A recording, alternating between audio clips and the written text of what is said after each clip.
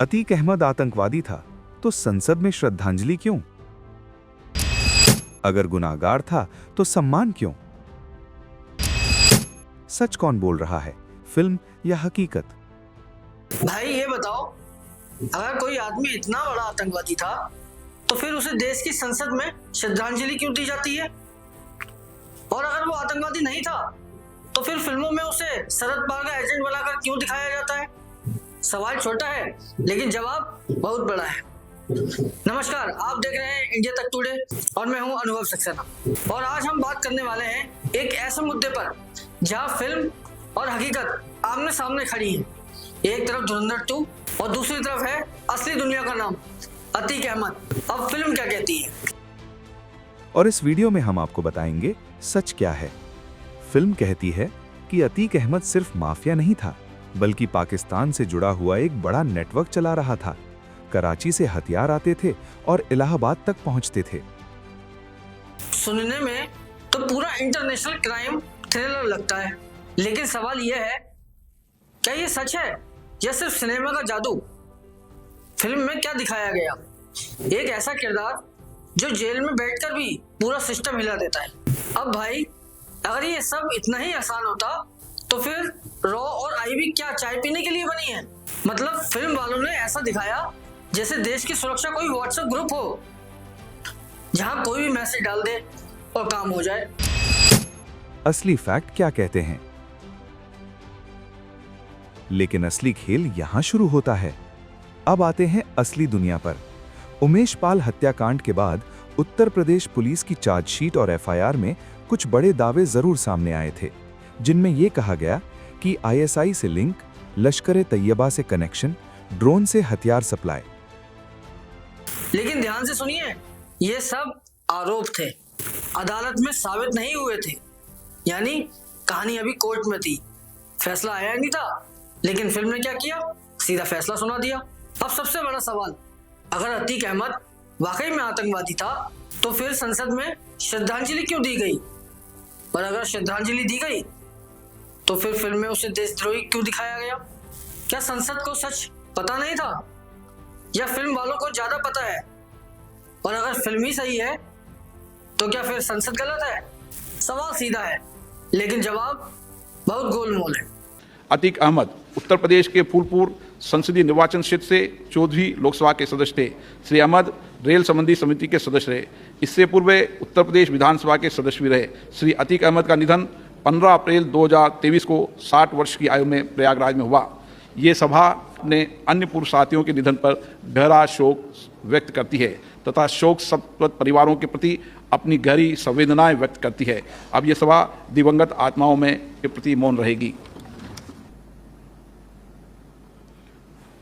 फिल्में कहानी दिखाती हैं, लेकिन सच कोर्ट तय करता है। देखिए, सच्चाई क्या है।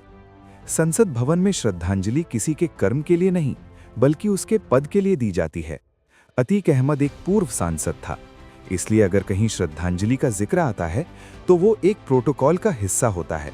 इसका मतलब ये नहीं कि उसके सारे काम सही थे, और ये भी नहीं कि उसे हीरो माना गया। बस सिस्टम अपना काम करता है। अब आता है सबसे स्पाइसी सवाल, अगर कोर्ट ने कुछ साबित नहीं किया तो फिर फिल्म के डायरेक्टर को किसने हक दिया कि वो किसी को आतंकवादी बना दे? या फिल्मों को ये अधिकार है या फिर ये सिर्फ पब्लिक का माइंडसेट सेट करने का खेल है? क्योंकि भाई, आज के टाइम में लोग न्यूज से ज्यादा फिल्म पर भरोसा करने लगे हैं। जो स्क्रीन पर दिख गया वही सच मान लिया। तो चलिए अब इस पूरी कहानी को बिल्कुल साफ साफ और सीधी भाषा में समझ लेते हैं। अतीक अहमद कौन था? वो एक माफिया था, बाहुबली था, और उसके खिलाफ कई गंभीर आपराधिक मामले दर्ज थे। इस पर कोई दो राय नहीं है कि उसका नाम आपराधिक दुनिया में सबसे बड़ा था।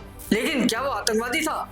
इसका जवाब इतना सीधा नहीं है, क्योंकि अदालत में अब तक ऐसा कोई फैसला नहीं आया जिसमें उसे आधिकारिक तौर पर आतंकवादी घोषित किया गया हो। हाँ, पुलिस ने क्या कहा, जांच के दौरान कुछ बड़े आरोप जरूर लगाए, जैसे कि Sharad Pawar connection, ISI link और आतंकी संगठनों से संबंध। लेकिन ध्यान रखने वाली सबसे जरूरी बात यह है, आरोप लगना और अदालत में साबित होना दोनों बिल्कुल अलग अलग चीजें हैं।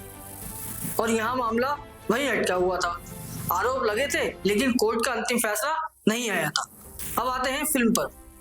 धुरंधर 2 फिल्म ने इन आरोपों को कहानी का आधार बनाया, लेकिन उसे यही नहीं रोका। उसमें ड्रामा जोड़ा गया, इंटरनेशनल एंगल डाला गया, किरदार और ज्यादा खतरनाक और बड़ा दिखाया गया। यानी जो चीजें संभावना या आरोप थी, उन्हें फिल्म ने पक्का सच बनाकर पेश कर दिया।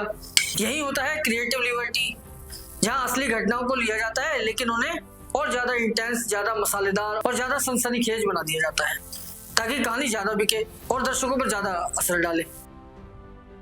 इसलिए अगर इसे प्रतिशत में समझें तो करीब 60% हिस्सा उन असली घटनाओं और पुलिस रिकॉर्ड से जुड़ा है जो सच में हुए थे, लेकिन बाकी का 40% हिस्सा फिल्मी कल्पना, ओवर ड्रामेटाइजेशन और कहानी को बड़ा बनाने के लिए जोड़ा गया मसाला है।